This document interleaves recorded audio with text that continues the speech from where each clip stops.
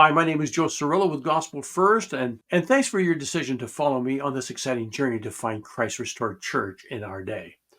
But before I give you question 30, did you get the answer to question 29? Who are the other sheep that are not of this fold referred to by Christ in John chapter 10, verse 16? As I said, here's a little hint. It's not the Gentiles. And then it reads, "And other sheep I have which are not of this fold. Them also I must bring, and they shall hear my voice. And there shall be one fold and one shepherd." Now, John chapter 10, verse 16 is commonly interpreted by Christian churches as a message about the inclusion of Gentiles into God's plan of salvation, uniting both Jews and non-Jews under Christ as the one shepherd. In this traditional view, Jesus refers to the other sheep as non-Jews who will also become part of God's people, emphasizing the universal nature of his message and the eventual unity of all believers.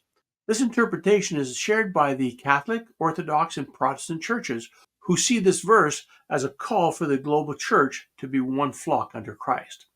Now, in some Christian traditions, particularly evangelical and missionary-oriented groups, the verse is also seen as a mandate for spreading the gospel to unreached peoples, viewing the other sheep as those who have not yet heard or accepted the message of Christ. But the restored church, the Church of Jesus Christ of Latter-day Saints, interprets John chapter 10, verse 16 in a unique way compared to the traditional Christian views.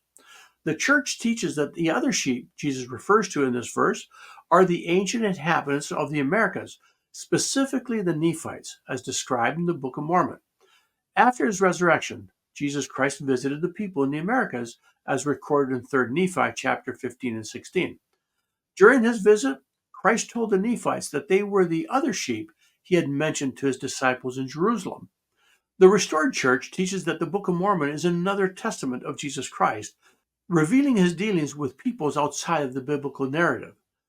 Now, this passage also reinforces the idea that Christ's gospel is meant for all people across the world, and it provides scriptural backing for the global missionary efforts. Christ continues to gather other sheep by bringing people into the restored gospel. In 3 Nephi chapter 16, verses 1 to 3 in the Book of Mormon, his prophecy of one united flock under one shepherd is fulfilled. And it says, "And verily, verily, I say unto you, that I have other sheep, which are not of this land, neither of the land of Jerusalem, neither in any parts of that land round about, whither I have been to minister.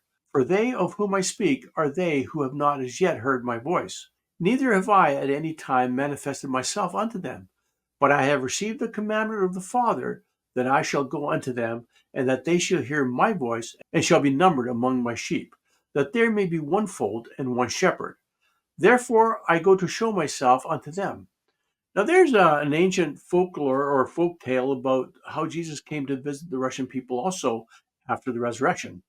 This painting here was inspired by an ancient folk tale that said after Christ's death, he visited the Slavic people, ancestors of the Russians, to bring his gospel. The people who listened to Christ were the humble and lowly in the farms and countryside. They took upon themselves his name, which when written phonetically in our characters, it is the name called Christianity, which when written phonetically in our characters rather than the Cyrillic is Christiani. The word for peasant in Russian is Christiani. Those who believe in him took upon themselves his name. So as you can see, if we are all God's children, why wouldn't Christ go visit his other sheep in other parts of the world? So here's question 30. Why do many ancient North, Central, and South American Indian traditions speak of a great God who visited their ancestors and promised to return? And why did explorers and conquistadors attribute their ability to conquer the indigenous people of the Americas to the belief that they were this returning great God? And I'd love to hear your thoughts. Now, I hope you've enjoyed this episode of Gospel First Lesson and have found it inspiring. For more insights on God's plan of happiness for you, you can visit our website at gospelfirst.net. Now, I'd love to hear from you, so please leave your questions or comments in the comments section of this video. Also, you can help me spread the good news of the gospel of Jesus Christ by hitting the like, subscribe, and share button. Together, we can make a difference. So until next time, God bless.